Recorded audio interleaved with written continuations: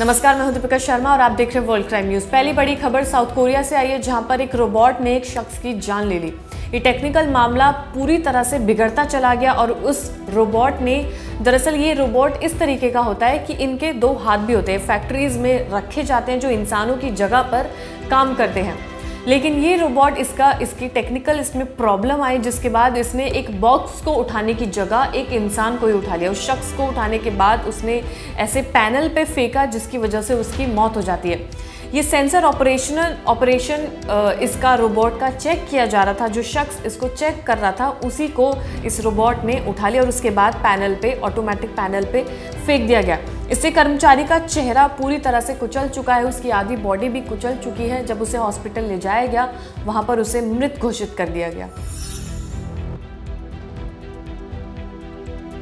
Gaza और Israel युद्ध के बीच में जो सबसे संघर्षपूर्ण दौर रहा है वो है पत्रकारों के लिए। वो ग्राउंड रिपोर्टिंग करके आपको सारी खबरें दिखा रहे थे, लेकिन इसी बीच जो डेटा सामने निकल कर आया है वो ये है कि 40 पत्रकारों और मीडिया कर्मी की इसमें मौत हो जाती है, यानी कि इन लोगों को भी मारा गया है।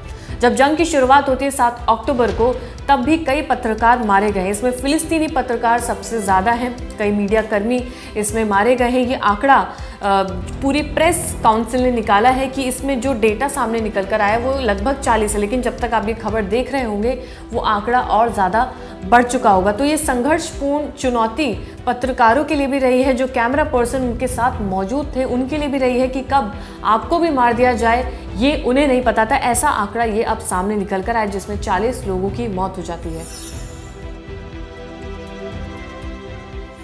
इजराइल और हमास की जंग के बीच में अब अमेरिका के राष्ट्रपति जो बाइडेन ने कहा कि अब जो इजराइल हमास का खात्मा करने के लिए गाजा में लगातार अटैक कर रहा है, उसे हर रोज़ 4 घंटे के लिए रोक दिया जाएगा, यानी कि मानवीय विराम लगाया जाएगा।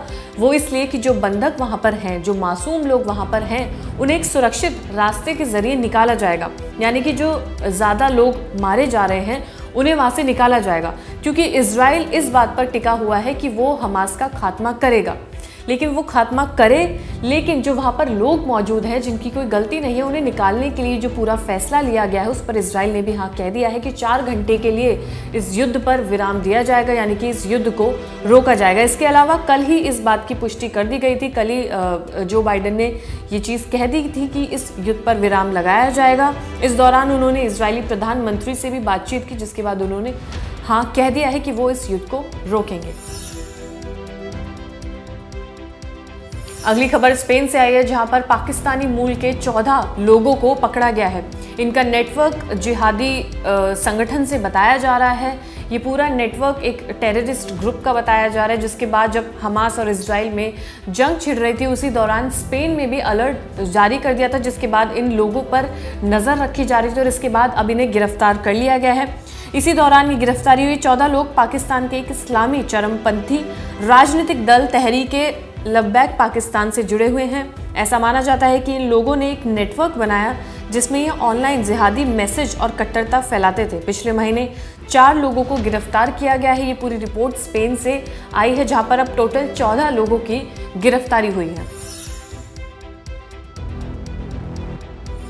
चीन के बाद अब नॉर्थ कोरिया रूस के साथ अपना एक सेटलमेंट कर रहा है, अपना एक कोऑपरेशन कर रहा है, जिसके बाद उनके हथियारों में कुछ अपग्रेडेशन होने की खबर सामने आई है। साउथ कोरिया का दावा है कि नॉर्थ कोरिया एक जासूसी उपग्रह बना रहा है। इसकी टेक्नोलॉजी उसे रूस से मिल रही है।